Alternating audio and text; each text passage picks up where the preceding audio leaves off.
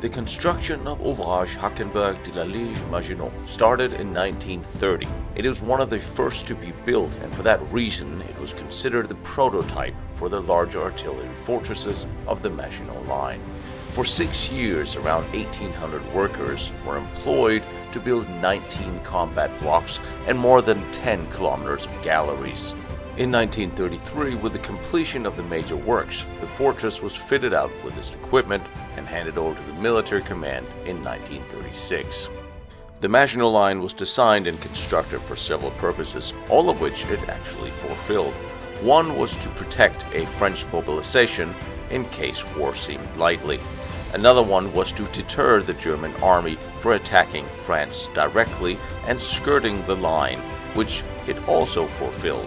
And, honestly, most large forts did hold out during World War II. In fact, only 5 fell to German attacks. The rest held out and waited for the order from the French ministry to surrender.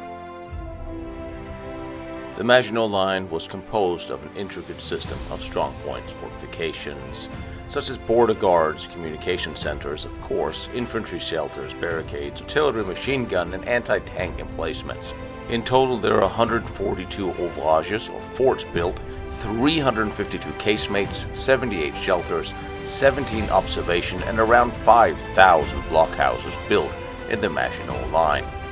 Fort Cassel was one of the smaller, more modern forts of the Maginot Line. Fortress Hackenberg is one of the large forts.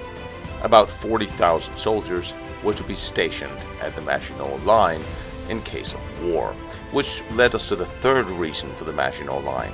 During World War I, France had lost so many men in fighting age that it was almost impossible to raise a large standing army. Thus, it was settled that stationary defensive systems and bunkers, which could be defended by older or less physically able soldiers of lower number, would to be preferred. Also, the socialist government at the time really did not have trust in the military and did not wish to fund them to the point where they might overthrow the government. A lot of infighting, which led to a lot of lack of training leading up into the military before World War II, which directly led to some of the failures of the French army during World War II. But it will be said that the Maginot Line did not fail in its mission. The French military did not fail in fighting the Germans in 1940. Their leadership let them down on many levels, but there'll be a special on that later. André Maginot, whose brainchild the Maginot Line eventually became. He's one of the few bureaucrats I can truly say that I like and respect. He was a career bureaucrat, and he worked as Assistant Governor General in Algiers until 1910, whereafter he resigned and was elected to Chamber of Deputies, and served as Undersecretary of State for War prior to the outbreak of World War I in 1914. However, when the war began, Maginot enlisted in the army and was posted along the Lorraine front. In November 1914, he was now promoted to sergeant for his coolness and courage. He was wounded in the leg near Verdun. He would always walk with a limp for the rest of his life, and he was decorated for extreme valor. After the war, Maginot came to advocate the building of a series of defensive fortifications along the French border with Germany. That would include combinations of field positions and permanent concrete forts. He was influenced in his decision by his observations of successful fortifications employed at Verdun during World War I. Though Maginot was the main proponent of this project, the actual designs for the Maginot Line and the works were Paul Pagneret, Maginot's successor as Minister of War. He said, "We could hardly dream of building the kind of Great Wall of France, which would in any case be far too costly. Instead, we have foreseen powerful but flexible means of organizing defense based on the dual principle of taking full advantage of the terrain and establishing a continuous line of fire everywhere." André Maginot never saw his line completed. He fell ill in December 1931 and died in Paris on 7 January 1932 of typhoid fever. But his line still stands and is a legacy of defense and fortifications Ouvrage Hackenberg lies around 8 miles from the German border. It was, in effect, really two fortresses that was connected of a tunnel about a mile's length. In total it contained 17 battle blocks, armed with a combination of artillery, mortars, and machine guns, and it was home to up to 1,000 officers and men. After the declaration of war in 1939, the fortress was placed on full state of alert. It only surrendered a few days after the armistice was signed on the 25th of June, and it was never attacked directly by German forces. German troops did harass Hackenberg in 1940. A portion of the front was at all times held by the British 51st Highlander Infantry Division, along with the French 26th and the 42nd Infantry Division. No attempt was made by the Germans on a direct frontal attack that they knew would be too costly. The Germans preferred to go around to the west of the line and take it from the rear. Hackenberg provided a very successful covering fire to the other ouvrages in the area throughout June, as the Germans advanced eastward behind the French lines. On the 15th, the German First Army broke through the line at the Saar and pushed west and east along the line, enveloping the French armies. The ouvrage here remained under French control for a time after the armistice of 25 June. The Hackenberg garrison only evacuated on 4th of July. Following the takeover, French prisoners of war were put to work removing mines around the ouvrage, which resulted in French casualties. But Hackenberg, not having been defeated in battle, did what it was built to do. It diverted the enemy in a different direction, where hopefully mobile units could have countered them. That did not happen, but not the fault of the Maginot Line forts. After the battle, it was occupied by German forces and a general staff, and examined extensively by all with great interest. After the war, the fort was turned into a museum, and today you arrive at the old munitions entrance, still protected by the heavy steel slab that would have to roll into place before you could enter, covering the pit.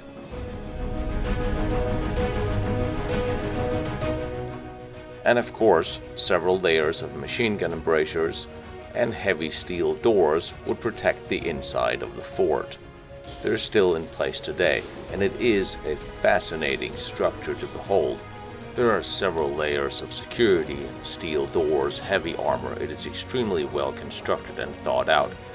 What is even more impressive is, such as all other bunkers of the time, it remained under a slight overpressure to keep out gas attacks, and for a facility this size, that took a bit of power.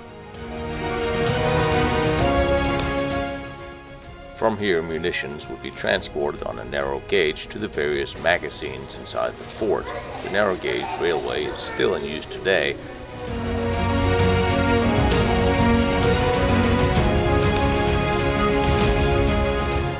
"940 men and 41 officers were billeted here in June 1940, all part of the 153rd Precision Artillery Regiment and the 164th Fortress Infantry Regiment. Official strength was 42 officers and 1,040 men. The commanding officer was Chef d'Escadron Ebon. Until 3rd June 1940, he was succeeded by Chef de Bataillon Ismour.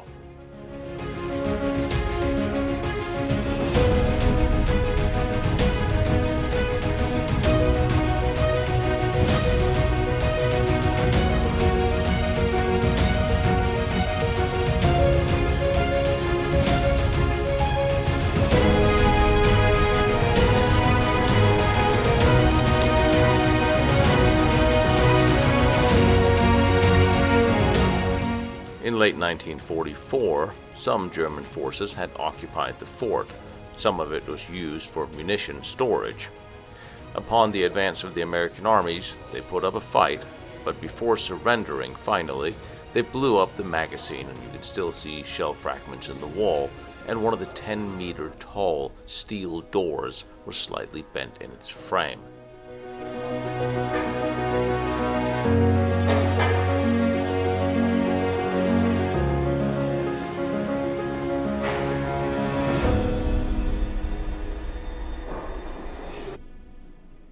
The entire Maginot Line had 5,400 kilometers of underground galleries constructed, and that is impressive, especially given that they only spent a very small percentage of the national budget.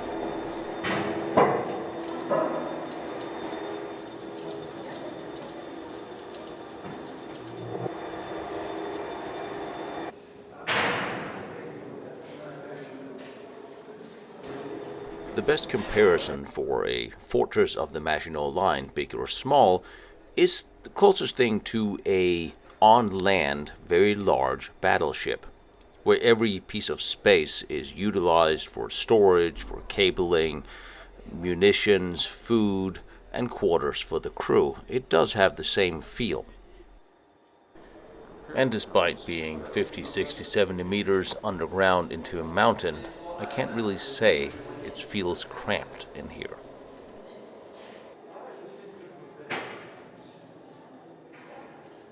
Food and rations were stored here, so the fort could, theoretically, hold out for 6 months. Now remember, it was never taken by the Germans and did not surrender until the government ordered them to do so. So they could have held a lot longer.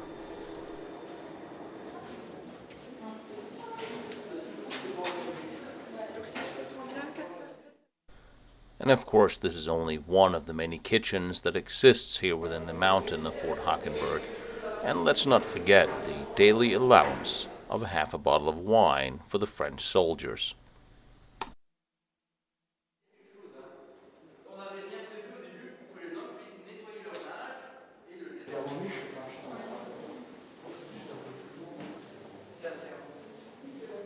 Now, these tunnels are constructed so deeply and safely inside the mountain, there's no way for anything to hit them here or destroy them short of a medium-sized nuclear device. So in the central works, I don't see any of the slack of the power lines and communication lines as we saw it at Fort Cassel. Apparently, that would not be necessary here.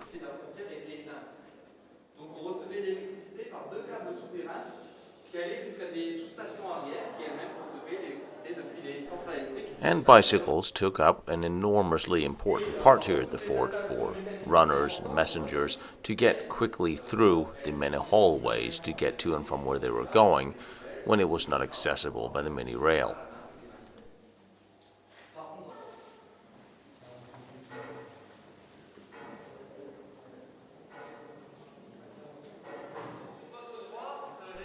Now, for all the many power requirements, there were 4 large generators, diesel-powered here.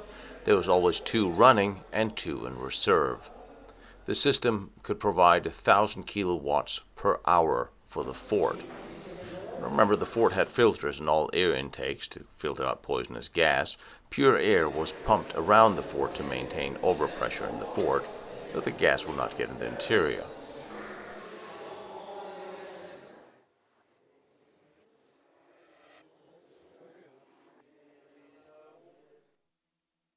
In several decades after World War II, the French Army and Air Force, including NATO, moved into some of these facilities and set up headquarters, listening stations, tracking stations, and filled it with computers watching what the Russians were doing now that they were the new enemy. And some of these large motors and some of the technology had been upgraded in the 50s and 60s to accommodate the new needs of the NATO Army. However, during the war, these underground tunnels were used by German industry when they began moving industry and production underground to shelter it from Allied bombing campaigns. And certainly Fort Hackenberg was as deep as they would get. It's completely bomb-proof down here. At Hackenberg, it was the Kloche Humboldt Deutsch Company of Cologne that set up production for transmissions and gears for the German army.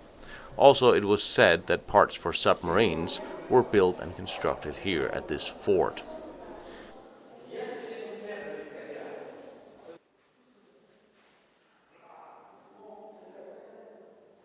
Cette caserne qui est équipée totalement comme une caserne, voire une petite ville à l'extérieur, c'est-à-dire on y retrouve déjà naturellement des chambrées pour loger tous les soldats, avec un service par. In one of the many galleries here at Fort Hackenberg, there's a very nice exhibit of some of the weaponry that was used here during the time, including field periscopes and bunker periscopes. and a display of the uniforms that was worn by the various armies stationed here or having fought here on various sides. After 1940, when the Germans took over the fort, for the building and construction of the Atlantic Wall, much of the fort's armaments was removed, and it was used for various German defensive works around Europe. That happened all over the Maginot Line, just like it did in Czechoslovakia and so forth. This later came back to bite the Germans in the butt when the Americans attacked and much of the armament and weaponry had been dismantled. However, the Westward Bloc 8 did serve the Wehrmacht rather temporarily as a strong point, firing and fighting against the American army. More on that later.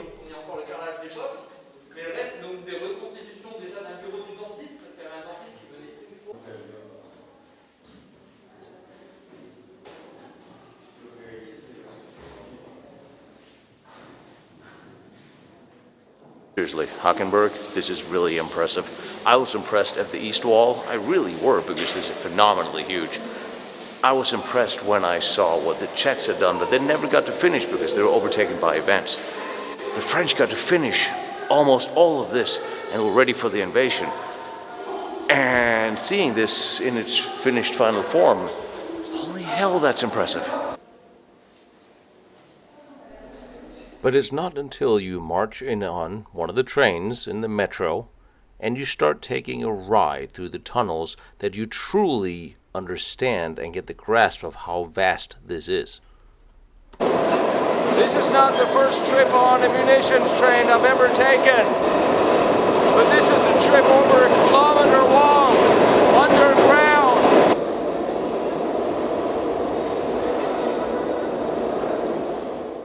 And now that we have a little time while going for a very long and pleasant train ride, here in the nice cool temperatures, I'll give you a little information about this here fort. Hackenberg was approved in stages by the CORF, Commission d'Organisation des Régions Fortifiées, the Maginot Line's design and construction agency. And between 1929 and 1932, it was built by the contractor Entreprise des Travailleurs de Fortification at a cost of 172 million francs.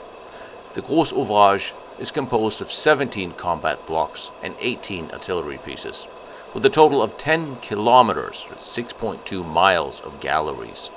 The galleries are between 25 and 30 meters, that's 82 and 98 feet, below the surface to protect against bombardment.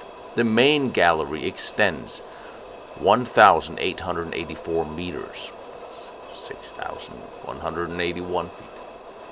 An M1 magazine arranged with a horseshoe-shaped perimeter gallery connected by cross galleries between the legs, and it's located close to the ammunition entrance from which we came, with the large underground barracks. Utility areas are just inside the personnel entry.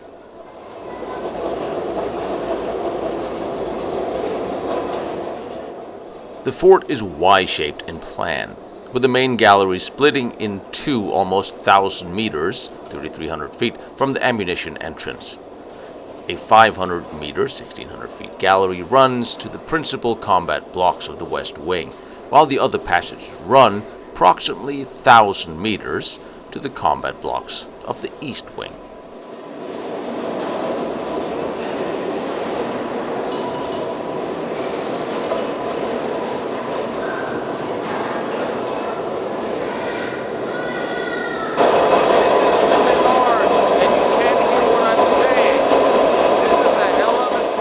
As you have noticed, the gallery system is served by a narrow-gauge 60-centimeter electric railroad that is continued out of the ammunition entrance and connected to the regional military railway system for the movement of materials on the front and a few kilometers to the rear.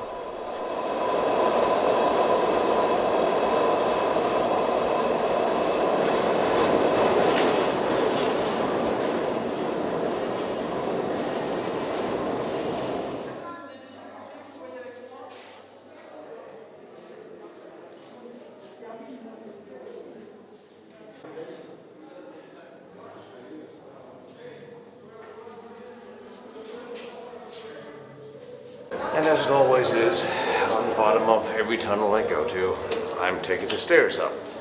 The usual 30 meters up, which seems to be the predominant depth of the time. This has a nice rail and these are nice, soft, slippery stairs. But this is how I get my exercise, just for you. There's an elevator. I opted out. It's only a little under 40 meters walk up to the cupolas, incidentally the same way down that spent munitions casings would run down to this shaft.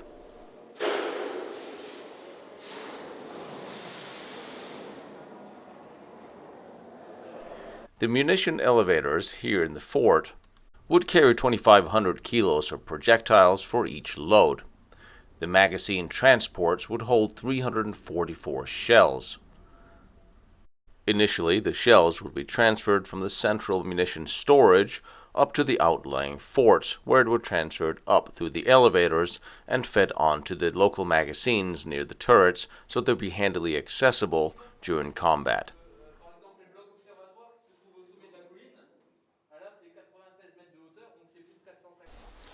And of course, no Maginot Line fort would be complete without the racing steel dome, the Eclipse. Here, it had two 75mm guns. The turret weighed 30 tons and the counterweight 180 tons. It is a testament to how well these were built that they are still functioning, operating today, and definitely deserves a very important and prominent part in the book of military history and that of forts.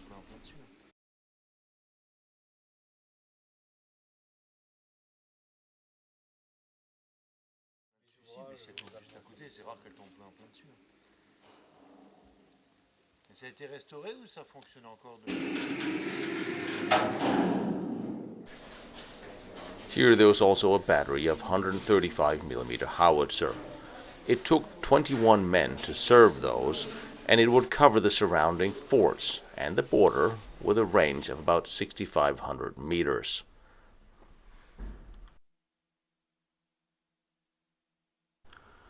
And just like we saw at Fort Cassel, the fighting compartments are set up the same way, even with the larger guns.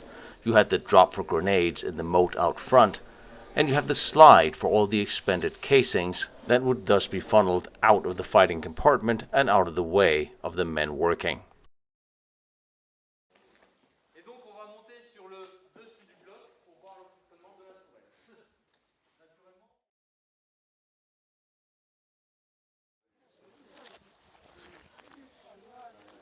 At this fort there was not any direct battle in 1940.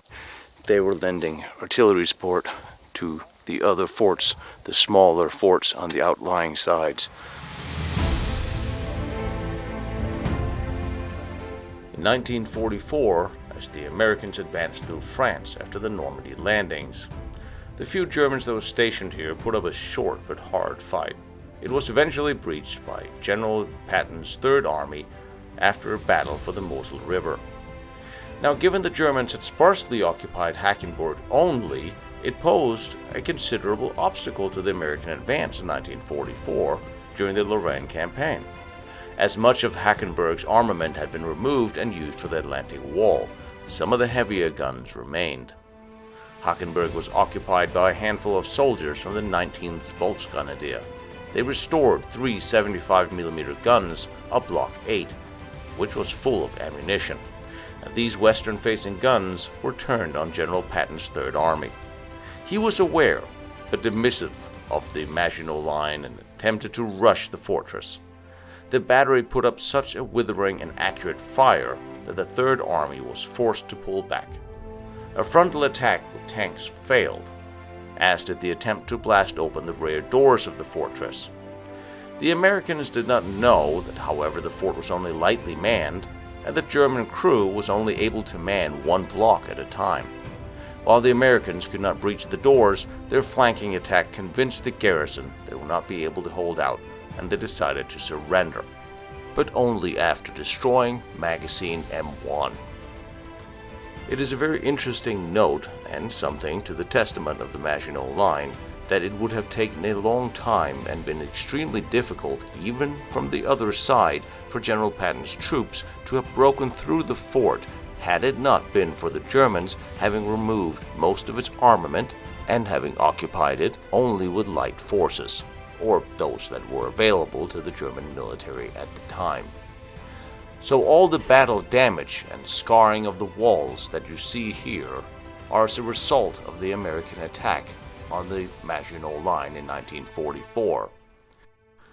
And in spite of all this damage, the fort still held out and some of the guns were still operational, despite having been torn apart on the outside by American artillery. Even with the relatively untrained German crews untrained in operating at the Maginot Line, when they spotted the Americans in their path, they fired 99 rounds in 90 seconds. Thereafter, American tank destroyers failed, and they tried 155mm self-propelled guns against the rear of Block 8. Initially, the Americans had called on a company of tank destroyers, M10 Wolverines, to neutralize the block, but these, having pulled back too far, would not have much effect. The American heavy artillery had taken over and began damaging the facade of the block, but still without succeeding to neutralize it.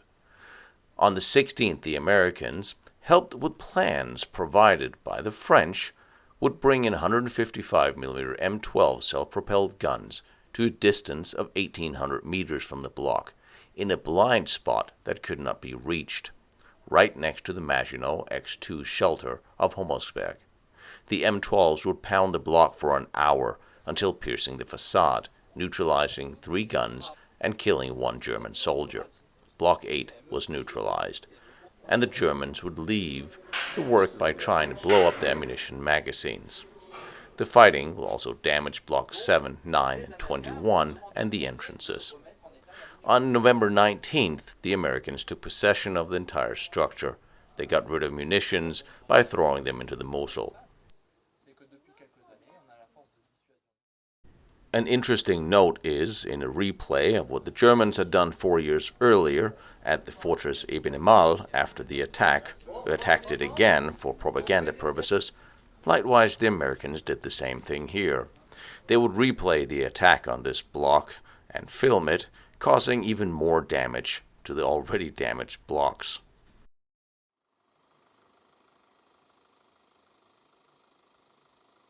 That's very cool. So the barrel could not even be damaged.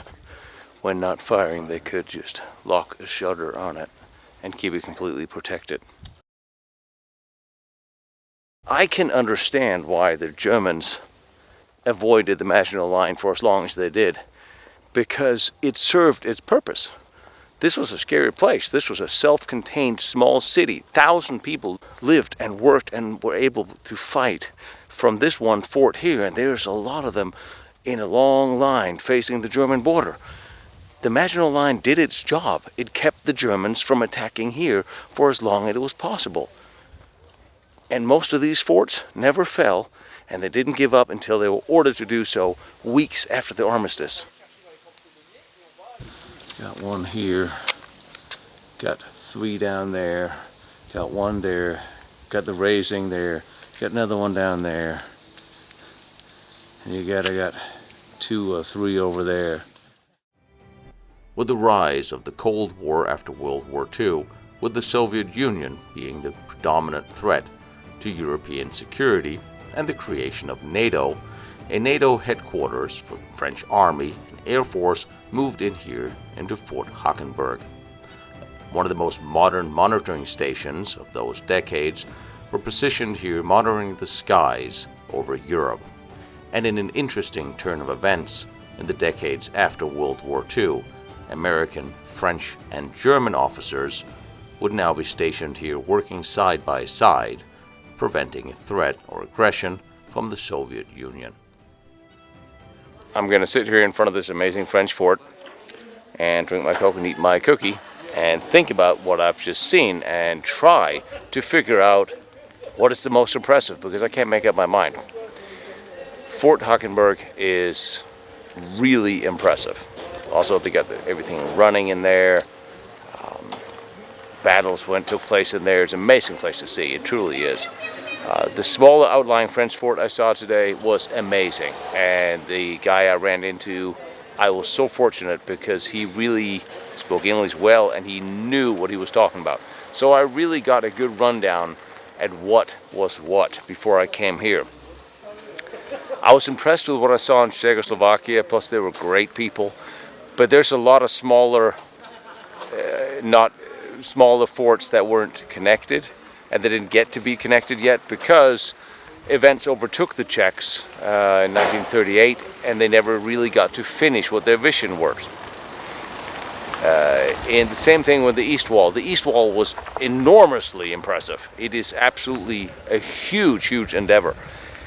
And again, it never got to be completed as it was envisioned because of events. And when the battle finally got there, it had not been equipped as had hoped for. But the East Wall was really impressive, especially what I found out in the woods and the huge, huge, huge bunkers, independent forts that, again, could not really be broken. Maginot Line, that's still up there. So tomorrow we're going to go have a look at Fort Ibn Amal because, well, it fell in a day, but it was built before the war, and we'll see what's there.